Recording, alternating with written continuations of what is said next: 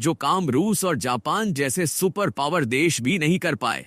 उसे भारत ने करके दिखा दिया है। दरअसल हाल ही में आए इस खबर ने तहलका मचा दिया है कि अमेरिका और चीन के बाद भारत दुनिया का तीसरा सबसे बड़ा ताकतवर देश बन चुका है। और रिपोर्ट में साफ साफ बताया जा रहा है कि जापान और रूस जैसे पावरफुल देश भारत से पीछे जा चुके हैं। और देखा जाए तो दुनिया भर में इस समय लगभग 195 देश है, और ऐसे में तीसरे स्थान पर भारत की पोजीशन आना वाकई में दुनिया के कई अफ्रीकी और यूरोपीय देशों के लिए चौंकाने वाली खबर है। और खासकर एशिया की बात की जाए तो चीन की नींद उड़ाने के लिए काफी है कि भारत मिलिट्री पावर के मामले में चीन की बराबरी करने के लिए उत्तर आया है। और चीन को इस बात की चिंता सताने लगी है कि भले ही वह क्षेत्रफल की दृष्टि में भारत से काफी बड़ा देश है, लेकिन इसके बावजूद भी भारत ने जिस तेजी के साथ अपने मिलिट्री पावर को इंप्रूव किया है, उसे चीन भारत के आगे बिल्कुल भी नहीं टिक सकता। हम इस वीडियो में इस खबर को विस्तार से समझने का प्रयास करेंगे, लेकिन भारत की शानदार जीत के लिए आगे बढ़ने से पहले इस वीडियो को एक लाइक करके चैनल को सब्सक्राइब जरूर कर लीजिए, क्योंकि यह आपके लिए 1 सेकंड का काम है, लेकिन इससे हमारी काफी बड़ी मदद होती है। दरअसल देखा जाए तो पिछले कुछ सालों से भारत अपनी मिलिट्री पावर के इंप्रूवमेंट पर काफी ज्यादा ध्यान दे रहा है, और ऐसा इसलिए क्योंकि चीन दिन पर दिन भारत के लिए मुसीबत बनता जा रहा है। क्योंकि पिछले दिनों हमने देखा कि चीन न सिर्फ मालदीव, बांग्लादेश और नेपाल जैसे देशों को अपने कंट्रोल में लेने की कोशिश कर रहा है, बल्कि इन देशों को भारत के खिलाफ भड़का रहा है, ताकि इन देशों के माध्यम से चीन भारत को घेर सके और भविष्य में भारत के चारों तरफ चीन का ही दबदबा रहे। क्योंकि हमने आपको पहले ही बताया कि चीन हरगिज नहीं चाहता कि भारत जैसा देश जो तेजी के साथ डेवलपमेंट कर रहा है, वह एशिया में रहकर चीन जैसे देश को सीधी चुनौती दे। लेकिन चीन शायद यह भूल चुका था कि अब भारत पुराना भारत नहीं रह गया, बल्कि अब भारत ने अपनी पुरानी रणनीतियों को बदलना शुरू कर दिया है और कूटनीतिक तरीके से अपने कदम को आगे बढ़ा रहा है। और किसी भी देश को अपनी मिलिट्री पावर मजबूत करने के लिए केवल आर्मी और नेवी सेना ही कैपेबल नहीं है, बल्कि आज के समय में सबसे ज्यादा जरूरी है एडवांस टेक्नोलॉजी से लैस डिफेंस हथियार, जिसमें powerful missiles, advanced fighter jet और लेटेस्ट वर्जन वाली एयर डिफेंस सिस्टम के साथ साथ लॉन्ग रेंज वाले टिकाऊ टैंक की भी जरूरत है। और भारत ने अपनी मिलिट्री पावर को बढ़ाने के लिए इन तरीकों को ऐसे कूटनीतिक कदम के साथ इस्तेमाल किया कि सुपर पावर देश को भनक भी नहीं लग पाई कि भारत साल 2024 तक अपनी मिलिट्री पावर को इतना ज्यादा मजबूत कर चुका है। लेकिन हाल ही में ऑस्ट्रेलिया की ग्लोबल पावर शोधकर्ता लॉबी इंस्टीट्यूट ने जब एशिया पावर इंडेक्स को पब्लिश किया,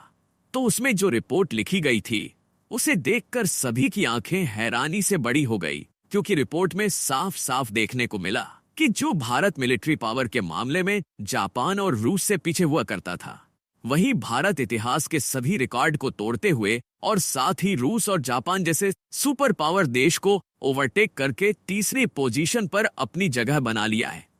इसमें अमेरिका पहले नंबर पर और चीन दूसरे नंबर पर देखने को मिला, जबकि जापान की पोजीशन खिसककर चौथे नंबर पर चली गई और रूस सुपर पावर होते हुए भी 6वें नंबर पर पहुंच गया। यानी कि आज के समय भारत भले ही तीसरे नंबर पर देखने को मिल रहा है, लेकिन भविष्य का सुपर पावर भारत ही कहा जाएगा, क्योंकि भारत ऑलरेडी चुनिंदा देशों की लिस्ट में शामिल हो चुका है। आपको बता दें कि भारत ने अपनी मिलिट्री पावर को मजबूत करने के लिए सबसे ज्यादा ध्यान दिया मेड इन इंडिया प्रोडक्शन पर, जिसमें भारत की DRDO, Hindustan aeronautics limited LLNT और कल्याणी ग्रुप के साथ साथ भारत की कई स्टार्टअप कंपनियों ने बढ़ चढ़कर नई और लेटेस्ट टेक्नोलॉजी वाले डिफेंस हथियारों को डेवलप किया।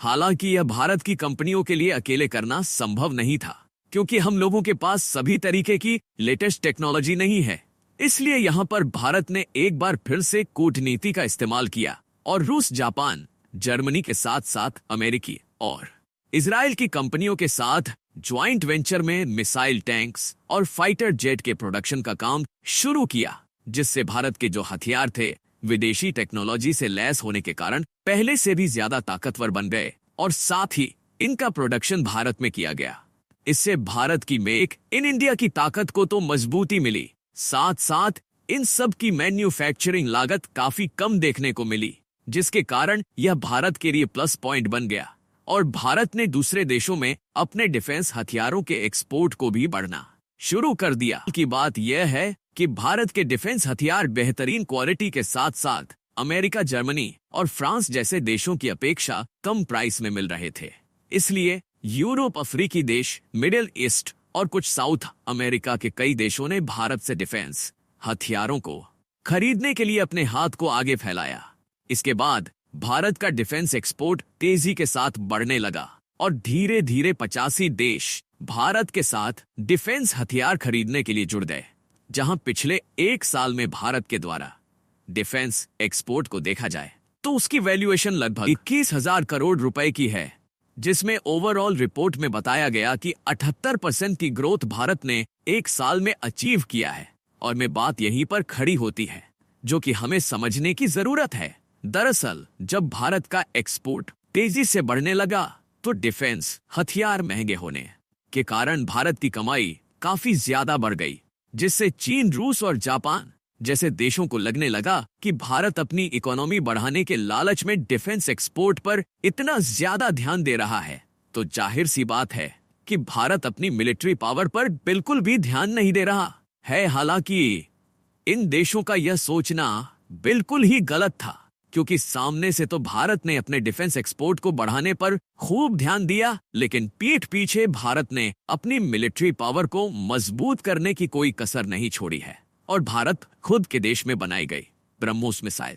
Light combat aircraft, air defence जैसे ताकतवर हथियारों को खुद के लिए भी भारी भरकम मात्रा में इकट्ठा कर चुका है। और इतना ही नहीं, बल्कि आज के समय में भारत 26 की संख्या में राफेल फाइटर जेट खरीदने की डील ऑलरेडी फ्रांस के साथ फाइनलाइज कर रहा है। और पनडुब्बी बनाने का काम भारत की कंपनियां खुद अपने देश में कर रही है, जिसमें जर्मनी जैसे देशों की मदद ली जा रही है ताकि टेक्निकल प्रॉब्लम आसानी से सॉल्व हो सके। और आपको जानकर हैरानी हो सकती है कि भारत के पास जो INS विक्रांत नामक पहला स्वदेशी एयरक्राफ्ट कैरियर है, उसे दुनिया के टॉप एयरक्राफ्ट